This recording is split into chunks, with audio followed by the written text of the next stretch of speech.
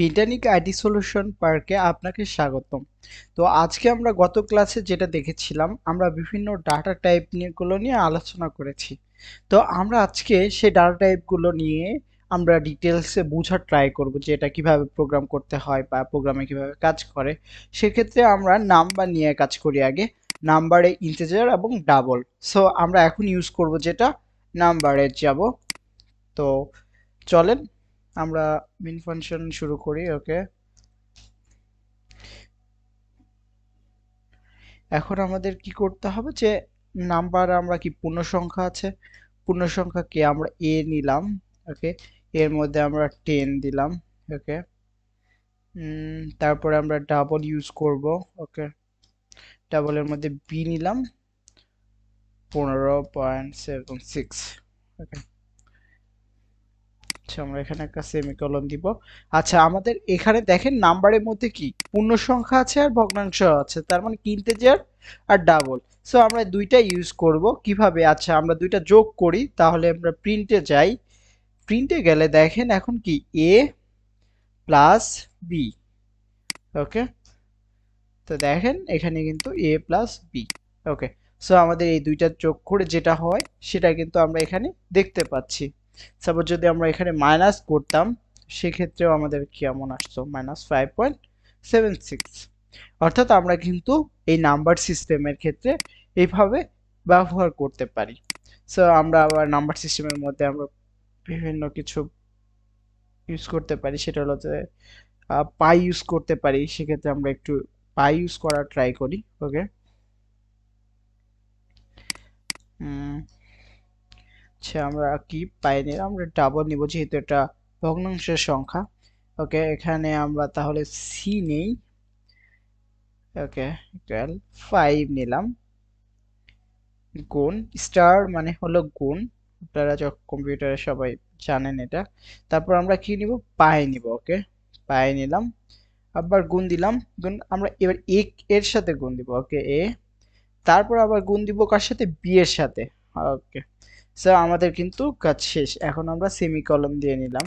ওকে, এখন আমরা কি সি কে যদি আমরা প্রিন্ট দেই, দেখেন সো প্রিন্ট দিলে দেখেন একটা রেজাল্ট দেখাচ্ছে। তার মানে কি আমাদের নাম্বার সিস্টেম নিয়ে আশা করা যায় আপনাদের এইটুকু প্র্যাকটিস করলে, আমরা যে ভিডিওতে দিচ্ছি নাম্বার নিয়ে আপনাদের আর সমস্যা নেই। আচ্ছা এখন তারপরে আমরা যেটা করব সেটা হলো নাম্বারের পর আমাদের কি স্ট্রিং আছে। সো স্ট্রিং টাইপের কেমন হবে সেটা আমরা দেখব। সো আমরা স্ট্রিং এ চলে যাই, এগুলো তাহলে কেটে দিই। ওকে, সো স্ট্রিং নিয়ে হলো আমরা স্ট্রিং। সো স্ট্রিং এর একটা নাম দেই str1। ওকে, স্ট্রিং 1 দিলাম। স্ট্রিং মানেই তো আমরা জানি ডাবল কোটেশন বা কোটেশনের মধ্যে রাখতে হবে। সো আমরা তিনটা আমরা স্ট্রিং নিব। সো আমরা এটা কপি করে নিলাম, সেম জিনিস আমরা এখানে ট্রু দিব আর এখানে 3 দিব। ওকে, স্ট্রিং লিখলাম হ্যালো অ্যাম অনুপম। ওকে, আবার এখানে দিলাম হ্যালো আই অ্যাম আকাশ। ওকে, তারপরে দিলাম hello I am বিথ। Okay, so আমরা এটা তিনজন নাম এখানে দিয়ে নিলাম। এখন আমাদের কি এগুলো তিনটা স্ট্রিং না, আমাদের স্ট্রিং তিনটা দিয়ে দিয়েছি। ওকে, এখন যদি আমরা প্রিন্ট করি, দেখেন প্রিন্ট আমরা স্ট্রিং নাম্বার 1 ফার্স্টে প্রিন্ট করব। ওকে, দেখেন 1 এর স্ট্রিং কিন্তু চলে আসছে, হ্যালো আই এম অনুপম। আবার যদি আমি কাজ করতে যাই, দেখেন প্রিন্টে যে আমার কি স্ট্রিং 2। ওকে, এখানে দেখেন এখন কিন্তু আমার স্ট্রিং 2 এও কিন্তু চলে আসবে হ্যালো আই এম আকাশ। আবার যদি আমি এখানে প্রিন্ট করি স্ট্রিং 3, দেখেন এখানে কিন্তু স্ট্রিং 3 ও চলে আসবে। তার মানে কি হ্যালো আই এম, মানে তিনটা স্ট্রিংই কিন্তু চলে আসছে আমাদের প্রিন্টের কারণে। আচ্ছা এখন আপনাদের কোশ্চেন হতে পারে, আমি যদিও আপনাদের ফার্স্ট ক্লাসে কিন্তু দেখিয়েছিলাম, আপনাদের মনে থাকার কথা, যে আমরা তিনটে স্ট্রিং কিন্তু একই সাথে লিখতে পারি প্রিন্টের মধ্যে। সেটা কিভাবে? সেটা হলো ডলার সাইন দিয়ে আমরা কি সেকেন্ড ব্র্যাকেট দিলাম স্ট্রিং 1, ওকে। সো আবার কি করব, আমরা ডলার সাইন দিব, আবার স্ট্রিং 2 দিব, ওকে, আবার ডলার সাইন দিব, তারপর আমরা স্ট্রিং 3 দিব। দেখেন এখন কিন্তু দেখেন, hello I am Anupam, hello I am Akash, hello, এই তিনটা আলাদা আলাদা করে আমরা প্রিন্ট করেছিলাম ফার্স্টে। তারপরে কি আমরা কিন্তু একসাথেও প্রিন্ট করতে পারি।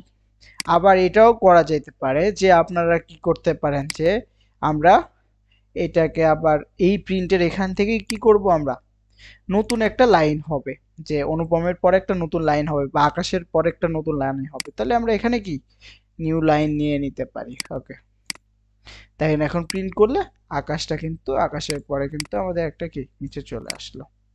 তার মানে কি আমরা যদি নতুন কোনো লাইন নিতে চাই, তার মানে এই নিউ লাইন আমরা নিয়ে নিব, এখানে একটা স্পেস পড়ছে। ওকে, সো আমরা কি আমরা নতুন লাইন নিলে নিউ লাইন এখানে কি নিতে পারি। ওকে, তার মানে কি আমার স্ট্রিং নিয়ে আপনাদের আশা করা যায় আর কোনো প্রবলেম নেই। আচ্ছা, স্ট্রিং এর পরে আমাদের আর কি আছে, আমাদের বুলিয়ান আছে, লিস্ট আছে। বুলিয়ান তো আমরা গত ক্লাসে যেটা দেখেছিলাম, যে কি হ্যাঁ অথবা না, সত্য অথবা মিথ্যা, আমাদের এইসব ক্ষেত্রে কি বুলিয়ানটা আমাদের কাজ করবে। আচ্ছা, আমরা এরপরে যেটা করব সেটা হলো যে লিস্ট নিয়ে একটু বেশি কাজ করি। ওকে, লিস্ট আমরা চলে যাই, লিস্টের মধ্যে লিস্টে আমরা একটা নাম দিই, লিস্ট 1 দিই। ওকে, সো তারপরে আমরা 1 2, আমরা অন্য কিছু দিতে পারি, স্ট্রিং টাইপের কিছু দিতে পারি, যেরকম আপেল, তারপর কি অরেঞ্জ। আমাদের যেহেতু এগুলো কি স্ট্রিং টাইপের, সেহেতু আমরা স্ট্রিং নিয়ে নিচ্ছি অরেঞ্জ। ওকে, তারপরে আমাদের কি অরেঞ্জ, আমরা আরো কিছু নিয়ে নিতে পারি, বানানা। ওকে, এগুলো সবগুলো কি একটা লিস্ট না? সো আমরা লিস্টটাকে কি প্রিন্ট করাইতে পারি। সো এখানে যদি আমরা লিস্ট 1 প্রিন্ট করাই, দেখেন, সো এখানে কিন্তু আপেল অরেঞ্জ বানানা এগুলো আমাদের সবগুলো কি আমরা লিস্ট কিন্তু প্রিন্ট হয়ে গেছে। ওকে, সো এখন আমরা যে বিষয়টা আরেকটু ভালো করে দেখব, আমরা ইন্ডাস্ট্রি লেভেলে যখন কোড করব বা বিভিন্ন প্রজেক্ট করব, সেক্ষেত্রে কিন্তু কি আমাদের এপিআই নিয়ে কাজ করতে হবে। আর এপিআইটা কিন্তু আমাদের মোস্টলি কি জেসন আকারে থাকে। জেসন আকারে থাকলে দেখবেন যে ওখানে কি কি এবং ভ্যালু এই ব্যাপারগুলো থাকে। সো তখন সেক্ষেত্রে কিন্তু আমাদের এপিআই কাজ করার ক্ষেত্রে কিন্তু আমাদের কি এই ম্যাপ সম্পর্কে আমাদের ভালো কনসেপ্ট ক্লিয়ার থাকতে হবে, তাহলে কি আমরা পারবো। এখন দেখি আমরা ম্যাপ নিয়ে একটু কাজ করার জন্য ট্রাই করি সবাই। আপনারাও কম্পিউটার নিয়ে বসে যান, আমার সাথে সাথে আপনারাও কাজ করবেন। ওকে, সো তারপর কি আমরা একটা ভেরিয়েবল নেব। ওকে, স্টুডেন্ট দিব নাম। ওকে, আমরা তারপরে কি লিখবো, নিউ ম্যাপ। ওকে, আমরা স্টুডেন্ট নামে যেটা নিয়েছি, এখন আমরা যেটা করব, ওকে, টাইপ মিস্টেক হচ্ছে। ওকে, সো আমরা এই যে স্টুডেন্টটা আমরা যেহেতু করে নিয়েছি, দেখেন স্টুডেন্ট নামে আমরা একটা ভেরিয়েবল দিয়েছি, তো প্রত্যেকটা জায়গায় আমরা স্টুডেন্ট নিলে তো আমাদের ম্যাপের কাজ হয়ে যাবে। দেখেন স্টুডেন্ট নিলাম, স্টুডেন্ট নেওয়ার পর আমাদের কি ওই যে আমরা গত ক্লাসে কি বলেছিলাম, কি এবং ভ্যালু থাকবে। সো এখানে আমাদের নেম, এটা হলো আমার কি, তারপরে কি আমাদের নেমের মধ্যে আমাদের তারপরে কি থাকবে, ভ্যালু থাকবে। ভ্যালু আমাদের যেহেতু এটা স্ট্রিং টাইপের, আমরা আমরা নাম দিই হাসান আলী। ওকে, সো দেখেন এখানে এইটুক পর্যন্ত কিন্তু কাজ শেষ। আবার যদি আমরা স্টুডেন্ট দিই, আমরা এখন কি দিব, দেখেন এখন কি নাম আছে, তারপর কি এজ দিলাম, আমরা কি 25 দিয়ে নিলাম। ওকে, তারপর আবার নিলাম। দেখেন আমাদের প্রত্যেকটাতে কি আমাদের কি এবং ভ্যালু কিন্তু আমাদের আছে। সে কোর্সে, আচ্ছা আমরা কোর্স দিই। আচ্ছা আমরা কোটেশন দিতে ভুলে গেছি, এজন্য কি আমাদের এরর দেখা যাচ্ছে। আচ্ছা তারপরে আমরা কোর্সে কি বিভিন্ন ধরনের কোর্স হতে পারে।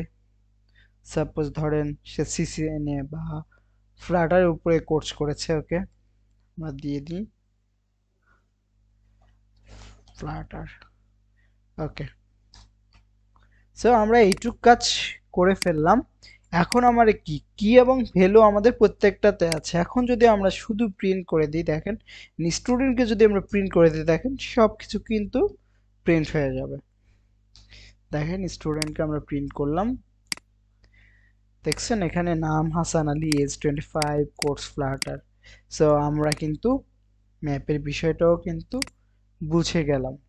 তো আশা করা যায় আপনাদের ডাটা টাইপ নিয়ে আর কোনো প্রবলেম হবে না।